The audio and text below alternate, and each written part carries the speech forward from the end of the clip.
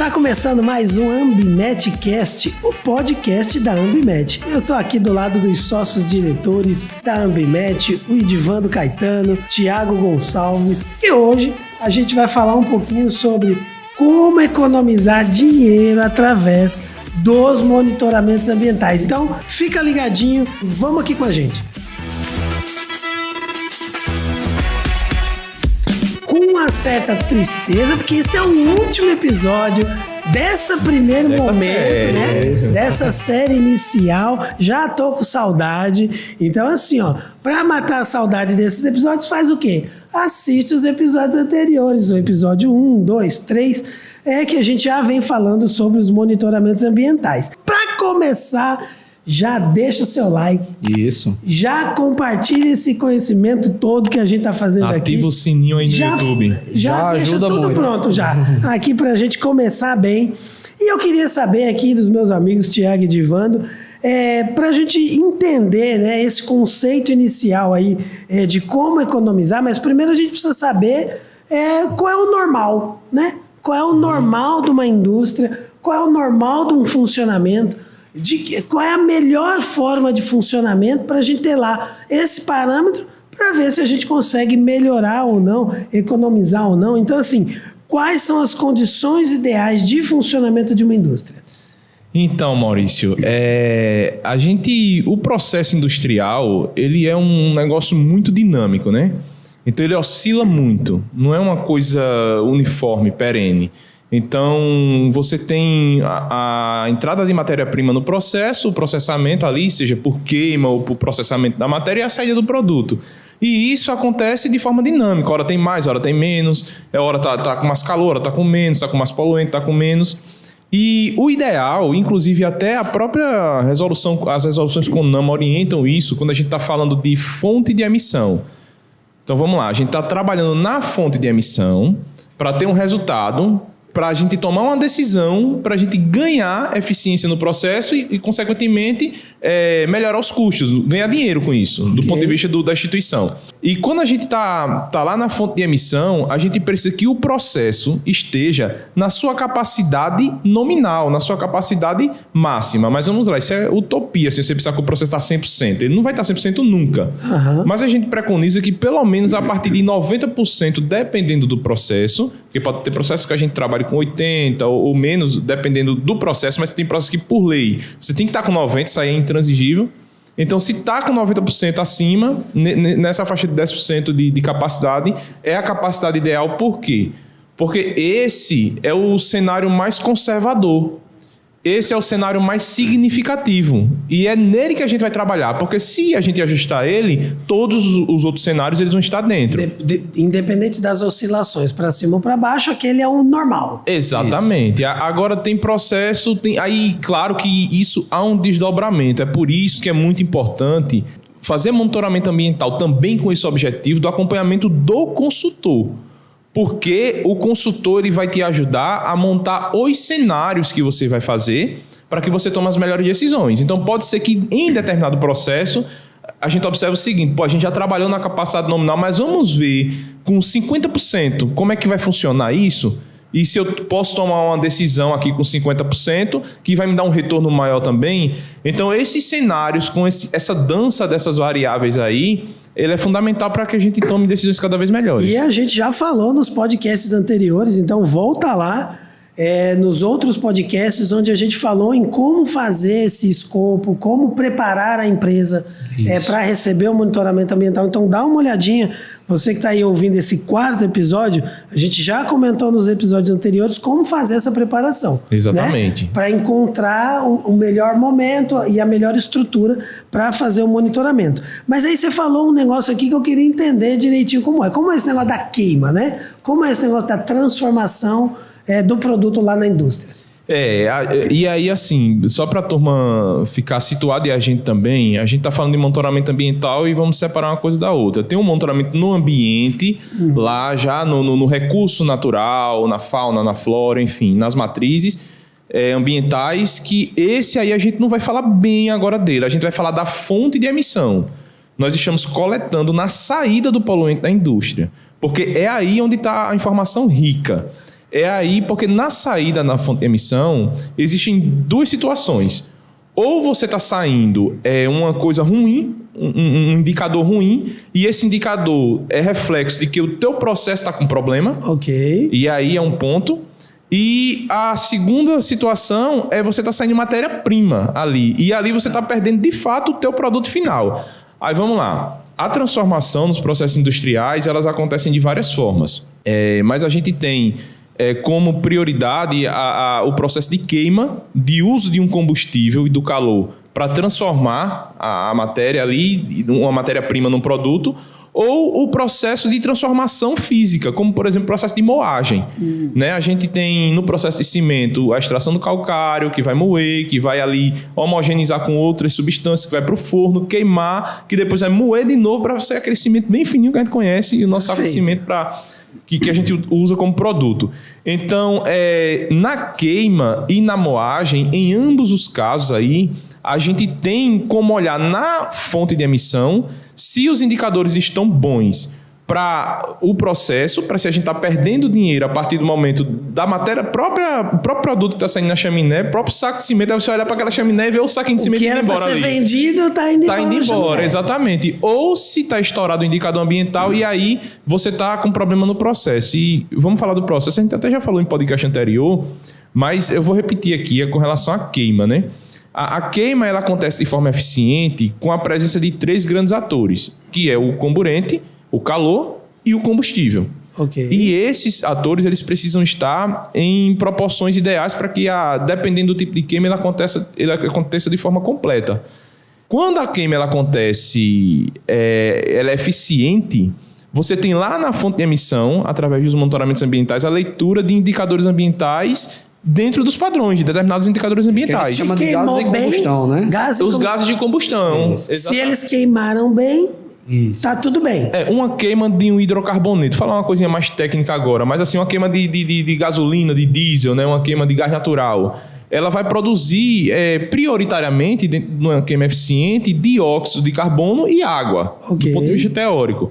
Então, quando a gente observa altos índices eu estou falando de efeito estufa, não de clima não, tá? Estou falando de eficiência de processo. Depois a gente entra nesse tema.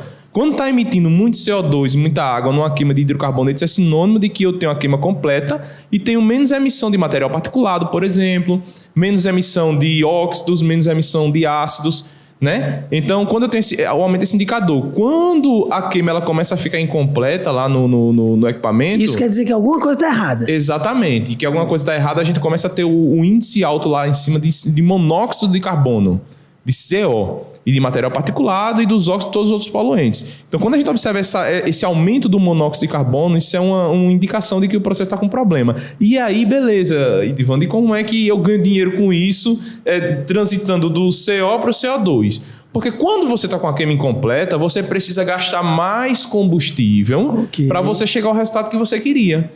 Então, o cara ali que está queimando bagaço de cana numa usina de açúcar e álcool, e a queima dele está descompassada, ele vai precisar injetar mais combustível, ele vai precisar de mais energia para ele chegar no ponto que ele queria para produzir o vapor da forma que ele queria. De alguma forma mexer no processo para que essa combustão seja completa. E acaba gastando mais, né? Você inserindo mais combustível, consequentemente você gasta mais para manter aquele processo funcionando, né? Interessante vocês falarem isso, porque assim, para um leigo, né, em monitoramento ambiental, então assim, a gente está medindo algo na fonte de emissão, mas que eu posso apresentar para o órgão ambiental, né, se vai estar fora, se vai estar dentro dos padrões, etc.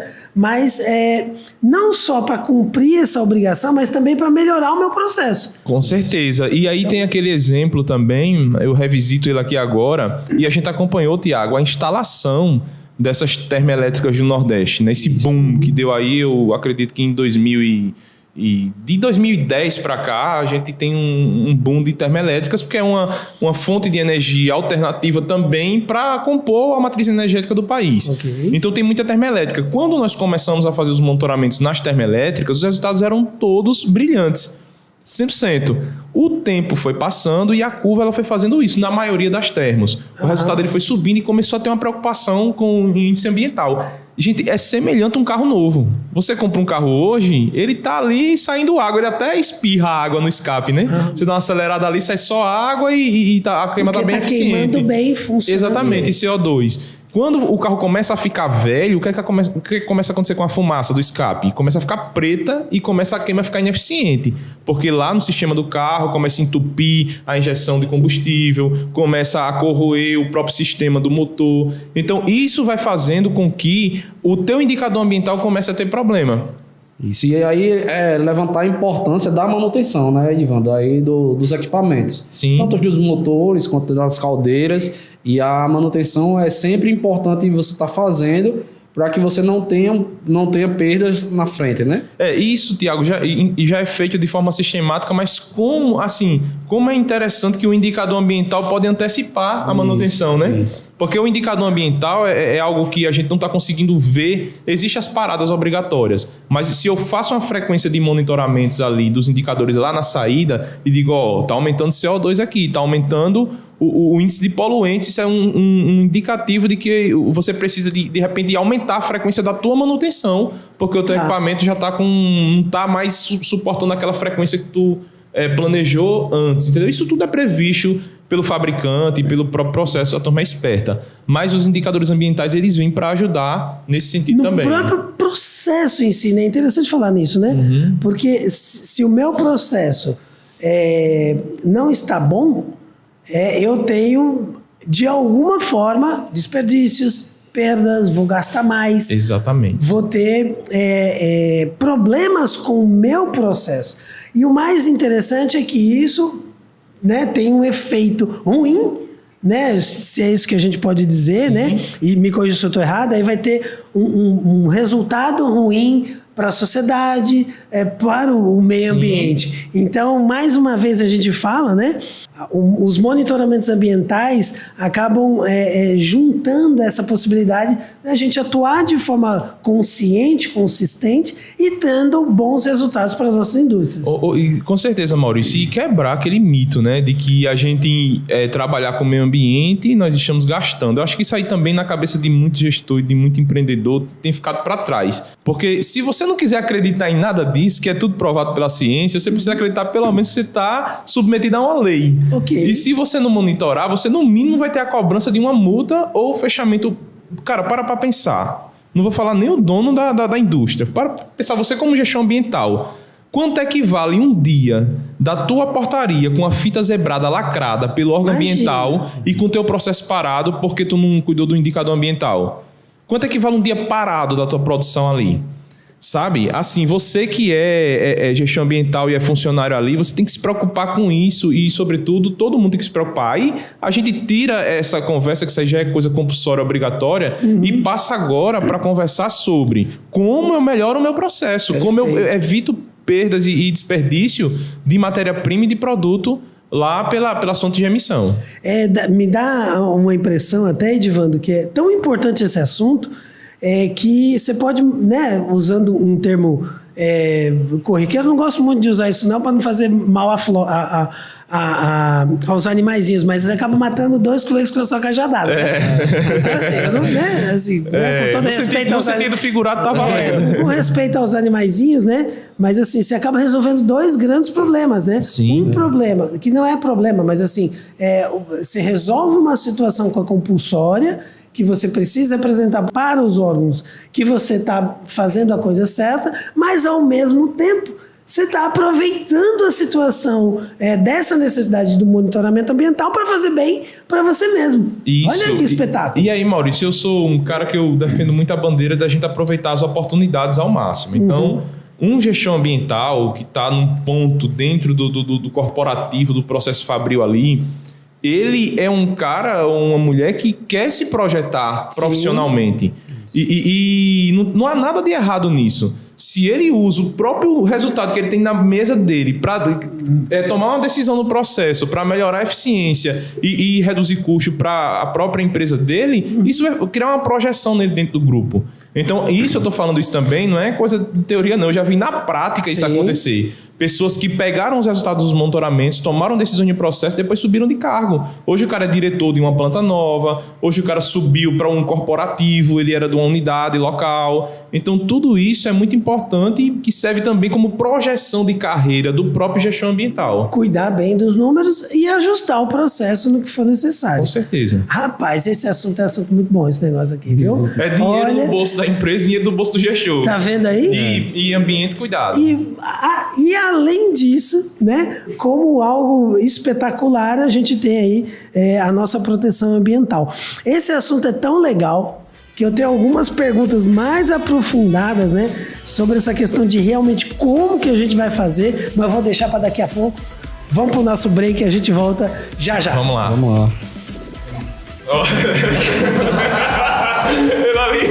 Agora que é o almoço na hora certa. Você tá pegando a manha.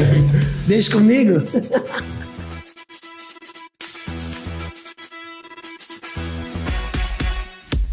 Voltamos com o AmbiMetCast, o podcast da Ambimet. Já com saudade, porque esse é o 4º episódio da primeira série. Mas aí vamos fazer o seguinte, vamos fazer um acordo aqui entre a gente. E olha só, vamos comentar bastante, vamos fazer várias perguntas aqui para esses nossos especialistas, para que a gente faça mais séries, para que a gente traga mais informações sobre os monitoramentos ambientais. Então agora, com vocês aí, que estão nos ouvindo, vocês aí que estão nos assistindo aí no YouTube, esqueça não, viu? Ó, dê o likezinho, tem um sininho aqui, eu acho que é aqui, ó, clica aqui no sininho para receber as notificações do canal, deixe os seus comentários, compartilhe com todo mundo e vem aqui com a gente para saber como economizar dinheiro com os monitoramentos ambientais. Então, vamos lá.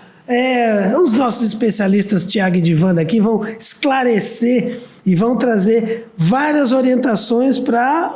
eu gosto desse assunto, hein? E aí, minha gente, como é que a gente toca para frente isso? Vamos economizar agora, né? Vamos economizar. Eu já vou começar, Maurício, falando aqui de um exemplo, né, que a gente fez que...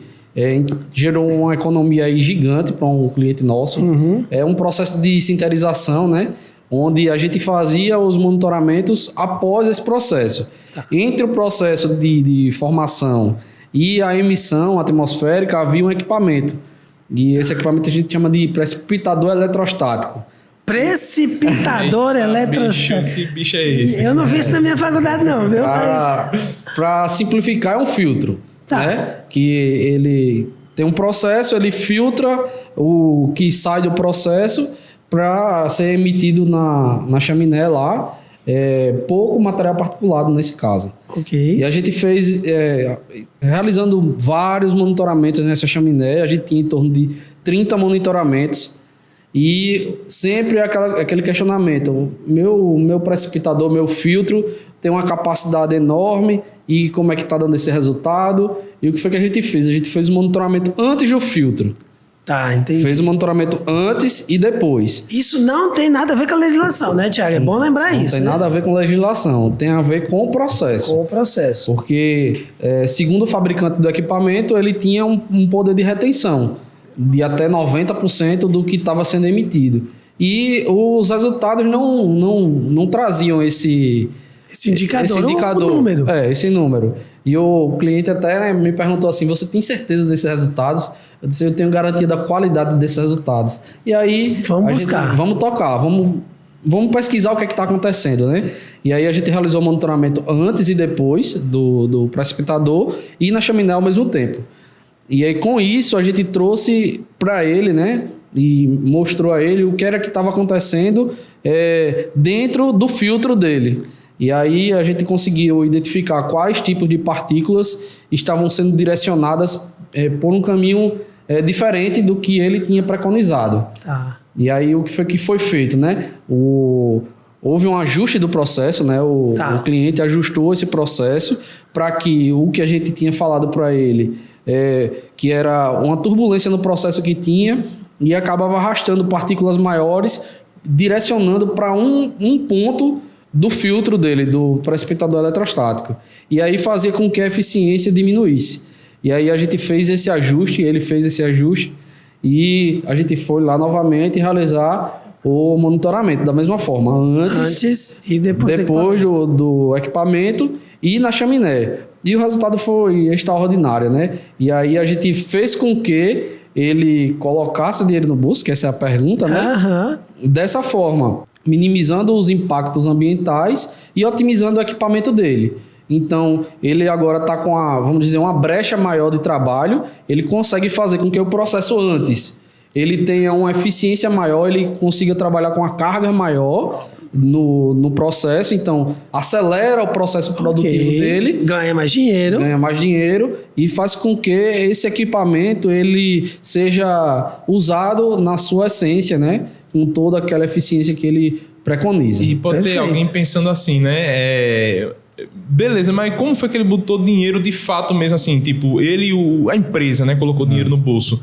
A questão do particulado que esse precipitador eletrostático tem é a matéria-prima para o processo dele. O produto em si vai indo embora. Exatamente, é o sinter. E o sinter ele é utilizado no forno para queimar, para fazer o aço, as placas de aço. Então, quanto mais partículas eu estou emitindo ali na chaminé, pode parecer até um número irrisório, mas aqui imagine, não para de emitir durante um ano. Quando você faz a conta do ano disso, você tem um número muito representativo. É uma torneira que está pingando. Exatamente. A torneira está pingando, você, não, besteira. Mas assim, ao longo do tempo, junta, faz Exatamente. Tem um resultado significativo. E dessa forma aí, porque aí vem naquele ponto que a gente tocou, né? Um processo de perder a matéria-prima que ia ser utilizada para a fabricação do produto. E esse é um exemplo prático. E aí ele consegue fazer, a partir de agora, um novo procedimento de bateladas de monitoramento, não, esqueci o nome, corta aí, bicho. Vai ficar ele consegue fazer um procedimento de como é que o equipamento dele vai se comportar a partir daquele momento, entendeu? Tá, um ajuste do próprio equipamento. Exatamente. E com isso, ele consegue ter uma eficiência maior e ele consegue ter um rendimento maior. E aí coloca o dinheiro do monitoramento no bolso. Claro. Vocês falaram, né, várias vezes durante essa série sobre alguns processos de moagem e de queima, que aparentemente são os principais, né, aí vocês me corrigem se eu estiver errado, são os principais ou os mais comuns processos nas indústrias, né? E como é que economiza nesse momento aí, né? Por exemplo, moagem e na própria queima em si? Na moagem, a gente tem um processo de economia se a gente olhar para o produto que está sendo moído. Vamos lá. Eu entro com um produto, com a matéria-prima, ela vai ser moída ali naquele equipamento. Uhum. Normalmente é um moinho, a gente pode até imaginar um moinho do tamanho de uma casa, que é viável. Tem. É grande. Existe, é um negócio grande. Então, ele entra no moinho de bolas e o ar que está ali dentro daquele moinho é jogado para a atmosfera. E antes de ser eliminado, expelido para a atmosfera, ele passa por um filtro. A gente chama de filtro de mangas. E onde todo esse particulado que era para ter sido emitido lá na chaminé é retido. Perfeito. E ele é usado novamente no processo, como o Edivando citou aqui. E aí a gente tem esse processo utilizado da melhor forma. Então, a gente tem um abatimento desse particulado que está sendo jogado fora. E aí a gente consegue até visualmente, às vezes, fazer esse parâmetro. Mas para isso realmente tem que ter um monitoramento da emissão. Com aquele número faz a comparação. Exato. E com relação aos processos de combustão, é aquilo que a gente já explicou algumas vezes aqui, de conseguir alinhar a entrada de oxigênio, a entrada de combustível e a ignição, ele tem que estar numa forma bem harmônica. E isso, como indicador ambiental, que são os gases de combustão, que a gente faz esse tipo de monitoramento para saber se isso está ideal. Estando ideal, aí a gente toca o processo para frente. Não, a gente faz um ajuste no processo e aí a gente indica para os nossos clientes fazer isso. O ajuste ele pode ser feito quando a gente começa a observar os diferentes cenários, né? Porque a gente começa a traçar uma curva. Cenário 1, como é que está aqui os gases de combustão? Cenário 2, como é que está os gases? Cenário 3, enfim, quando a gente faz essa curva e vê o que está na teoria se concretizando na prática, aí o cara diz, bicho, dessa forma aqui que eu opero, os meus gases de combustão se comportam dessa forma e aqui é onde eu tenho economia. Então, é fantástico isso do ponto de vista de economia de combustível. Acho que para quem trabalha até com processo de queima, um dos grandes calos é o combustível. Exato. Porque o combustível é caro, começa por aí, ele naturalmente é caro, e ele é um vilão porque ele é o cara que emite mesmo, é o cara que vai criar ali os poluentes, né, de fato, os mais perigosos. Quais são os principais exemplos de combustíveis? A gente tem diesel, gás natural, bagaço de cana, biomassa, né, de uma forma geral, coque do petróleo, carvão mineral, enfim, todo... Parece que tem um pessoal aí também que coloca pneu no... Exatamente. Inclusive, os monitoramentos servem também para isso. Vamos lá, esse é um exemplo fantástico. No processo de fabricação de clinker, de cimento, a legislação ela permite que o forno ele receba outros resíduos que têm um potencial calorífico, o poder calorífico bom para queimar, que substitui o coque. Porque o coque é um combustível lá do petróleo e, enfim, tem todo o problema ambiental de extrair o coque, de queimar o coque.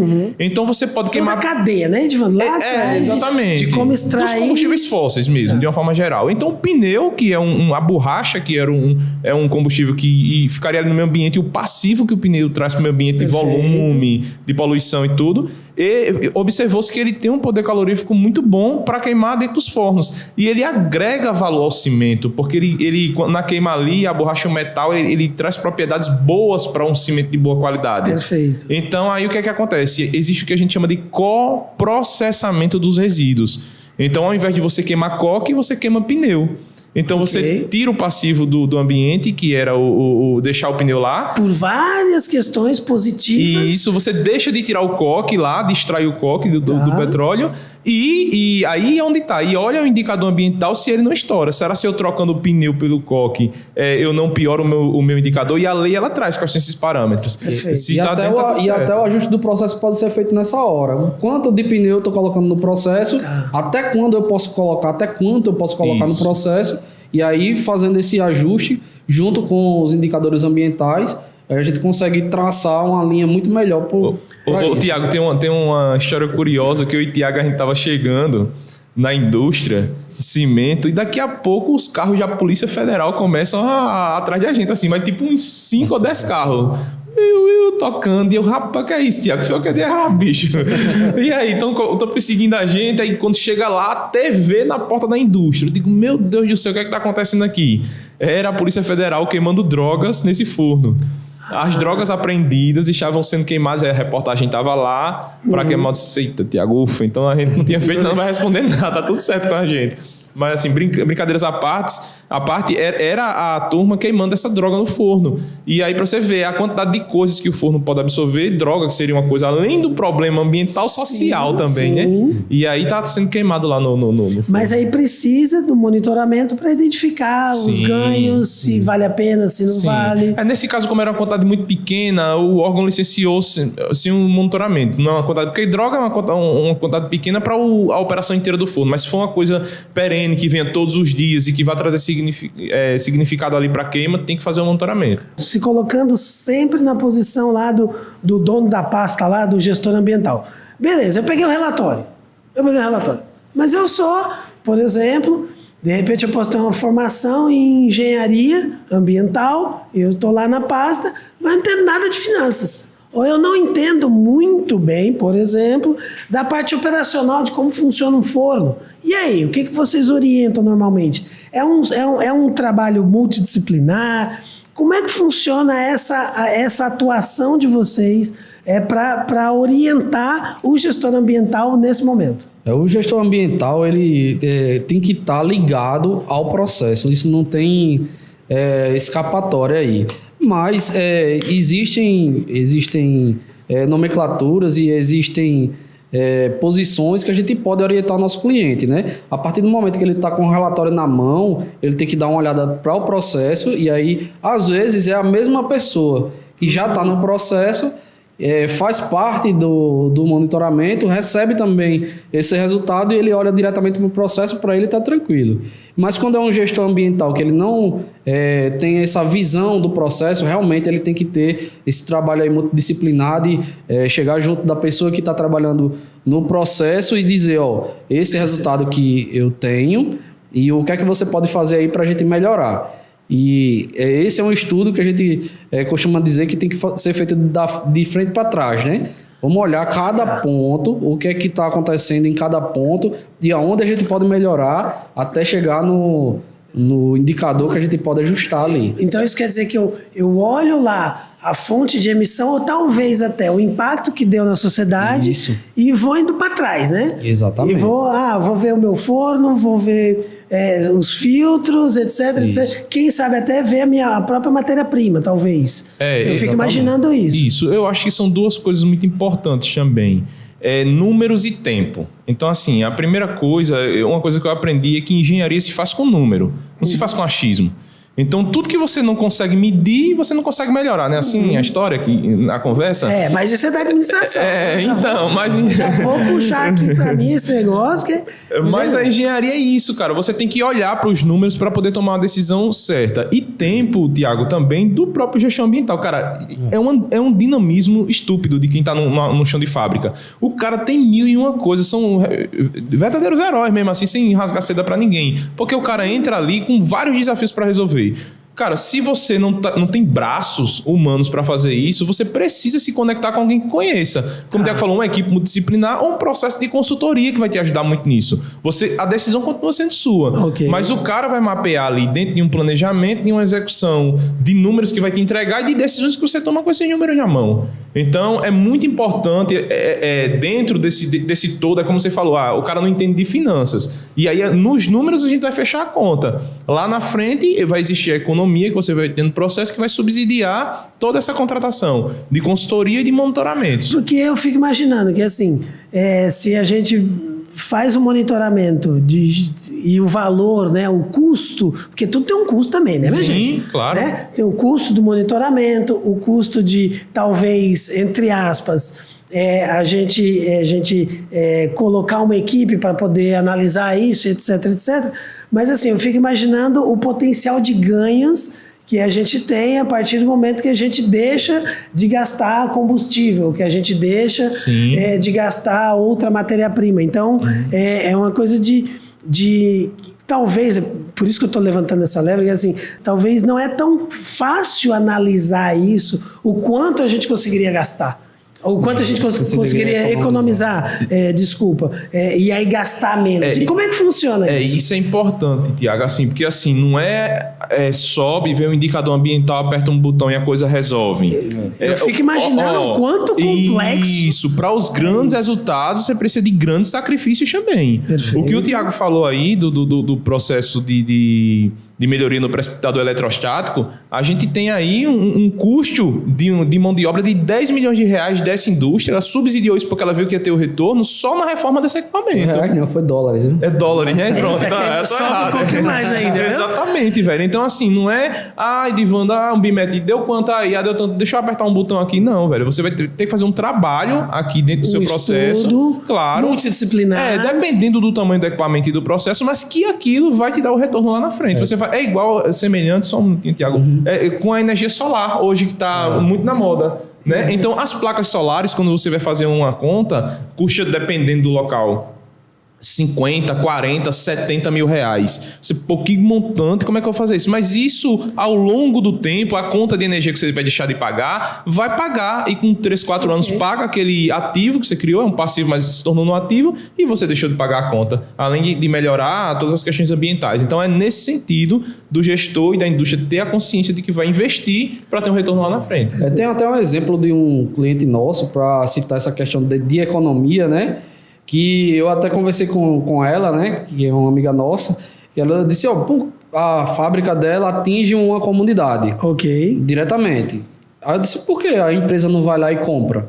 Ela disse, eu estou fazendo monitoramento, eu tenho uma garantia de que lá aqueles resultados estão ok perante a legislação. Então não preciso comprar aquela fazenda, é uma fazenda de um valor até agregado aí. Então, queira ou não queira, tem uma economia. Ela não precisa gastar em comprar a fazenda, mas realiza um monitoramento para ter subsídios, né? O poder do número, né? Então, aí, já que a gente está falando de economizar dinheiro, eu queria abrir um parênteses aqui, E também eu fico imaginando, né? Tô pensando e falando, viu, minha gente? Mas assim, ó, eu fico imaginando também, com esse exemplo do Thiago, que a gente também pode deixar de gastar dinheiro, por exemplo, com passivos em relação à comunidade. Então eu fico imaginando aqui que a partir do momento que o gestor ambiental tem os números na mão, tem os bons resultados, fidedignos, de qualidade, do que está acontecendo. Esses números sendo positivos ou negativos para a empresa, mas assim, existe uma ação a ser feita. E aí, assim, tem uma ação, por exemplo, uma ação de regular o meu processo interno para que eu não prejudique a sociedade, porque se eu prejudicar a sociedade, eu vou ter que danos, eu vou ter que ressarcir de alguma forma. Então, mas como é na prática isso? São reuniões, vocês analisam questões de comunidade, as pessoas se envolvem. Como é que o gestor ambiental pode sair desse podcast e pode dizer assim, rapaz, eu preciso me atentar para isso? Como é? Com relação a essa questão do passivo ambiental. Tem uma coisa que eu aprendi na faculdade, um professor falou pra gente e foi bem impactante assim. A gente estava tentando estudando sobre dar valor às coisas do meio ambiente. E aí ele levantou o questionamento assim, quanto é que vale a vida de um mico-leão dourado? Quanto é que vale? Quanto? 1.000, 10.000, 100 mil, Quanto é que vale a vida de um ser humano? Quanto é que vale? 1 milhão, pergunta para a mãe do que perdeu um filho, quanto é que vale a vida do filho dela? Sabe? São coisas que não tem valor, não tem como você botar um número para aquilo. Mensurar o valor, mensura. Né? Pô, isso a gente estava falando em relação à perícia ambiental, quando tem um crime ambiental, que você vai lá, ressarcir as famílias, enfim, tudo. Então, quando você pensa por esse lado, né? Tipo... E aí a gente volta lá atrás no trabalho que o gestor de luz alta, de precavida, ele tem que ter para ele não criar o passivo vai esquentando, já vai acontecendo, mesmo sem o indicador, e ele não está vendo. É por isso que ele precisa do mapeamento das fontes, o mapeamento dos riscos dele, para ele não ter isso na mão. Porque depois que a coisa acontece, quanto é que vale isso para você reverter? É incalculável, entendeu? Agora, do ponto de vista das ações, já são muitas ações, né, Tiago? A gente pode tomar do ponto de vista do processo. Eu falei em outro podcast, vou falar aqui de novo, com relação a criar esses níveis de alerta, urgência e emergência. Então, por exemplo, você cria indicadores dentro da indústria para dizer, se chegou nesse ponto, a gente faz isso. Se chegou nesse outro ponto, a gente faz mais isso. E se chegar nesse ponto, a gente para o processo. Então, quer dizer que não é para esperar o monitoramento, não, é para manter essas atividades no radar. Existem alguns tipos de processos que eles são licenciados para operar em determinadas horas do dia. E às vezes em determinadas épocas do ano, por exemplo, entendeu? Então, isso acontece justamente porque foi feito o monitoramento e olhou-se para isso e algum tipo de ação foi tomada. É óbvio que se o processo diz, bicho, eu não posso operar aqui de 5 à meia-noite, mas o que é que eu faço no meu processo para melhorar meu indicador ambiental que eu consiga o licenciamento? Essa é a grande pergunta a ser respondida num processo de consultoria. Tem até um exemplo de um equipamento que a gente fez monitoramento há uns anos atrás, né? Que normalmente esse equipamento ele é abastecido de forma contínua. E, diferentemente disso, a gente viu que esse equipamento ele era abastecido de forma por batelada. Faz primeiro esse processo, termina tudo e faz novamente ao final, entendeu? E isso ficava se repetindo e não era abastecido continuamente. E aí a gente viu um ganho ambiental muito grande com relação aos monitoramentos. E aí a gente fez essa conexão. Pô, se todo mundo que tivesse esse tipo de equipamento conseguisse fazer dessa forma, a gente teria um ganho, uma eficiência muito maior. Uma mudança no próprio processo. Isso pode acontecer dessa forma também, entendeu? Ô, Tiago, com relação à queima, né? Esse exemplo, como era por batelada, o que é por batelada? Você bota por vez, né? Bota uma batelada de coisa lá, depois você espera queimar, depois você bota de novo outra. O cara abria a tampa do equipamento, entrava ar frio externo e pegava a eficiência de queima dele e ia lá para baixo. Perfeito. Então, o que era que acontecia? A fumaça começava a ficar preta lá em cima, estourada em poluentes. Porque, como você comentou, a combustão estava sendo incompleta. Incompleta. Tá vendo aí como eu já aprendi? E aí, o que é que ele faz? Ele precisa gastar mais combustível para voltar à temperatura que ele tinha. Perfeito. Perder dinheiro. Porque entrou a frio, esfriou o equipamento, eu preciso colocar mais combustível para voltar à eficiência que eu estava. O que foi que a gente orientou? Né? Fazer com que esse simples, uma orientação simples. Essa aí foi um botão simples, claro que teve investimento. Você alimentar isso de forma contínua, isolada. Porque ali tem uma esteira que você vai colocando aqui o produto para ser queimado, a esteira vai colocando lá dentro do equipamento esse produto e ele vai queimando sem que haja a entrada de ar frio de fora para dentro, entendeu? Do equipamento. E aí você melhora a eficiência de queima. Além do que, né, Tiago? Quando ele abria por batelada, ele mexia nas cinzas, nas coisas para tirar, e essa mexida levantava poluente e era um pandemônio assim dentro da indústria, entendeu? Então esse tipo de coisa deve ser feito. Minha gente, olha só, eu me coloco várias vezes aqui nessa sequência de podcasts aqui na posição do gestor ambiental, da pessoa da pasta aí que cuida da gestão ambiental das indústrias, e fico imaginando aqui de que forma eu posso melhorar, né, a minha relação com a empresa, com os stakeholders, etc. E aí, finalizando agora com a parte de economizar dinheiro. Minha gente, isso aqui é importantíssimo, né? A gente otimizar os nossos recursos que já estão tão escassos. Quero agradecer meu amigo Tiago, meu amigo Idivando, Caetano. Estamos aqui finalizando esse primeiro momento, né? Esses primeiros 4 episódios aqui sobre monitoramentos ambientais. Mas e se tiver dúvida? Eu vivo perguntando, viu? Se tiver dúvida, a gente faz Agora, se tiver dúvida, gente, manda para suporte@ambimet.com.br que a gente vai devolver tudo aí para você e fazer essa conexão, que é uma via de mão dupla, né? Claro. A gente vai ganhando experiência e vai avançando e vai se ajudando aí. E para você que está nos ouvindo aí em todas as plataformas das redes sociais, dos podcasts, em tudo quanto é lugar aí, não esqueçam, deixa o seu like, se inscreva nos nossos canais, nos acompanhe nas redes sociais aí, dê um seguir lá também, comente os nossos posts, interaja aqui com a Ambimet para que a gente consiga cada vez mais produzir conteúdos para vocês. E claro, nos tragam sugestões para os próximos podcasts. Perfeito. Precisamos. Para que a gente consiga ajudar aí principalmente, né, não só, mas principalmente os gestores ambientais, mas também todos os envolvidos aí com os monitoramentos ambientais.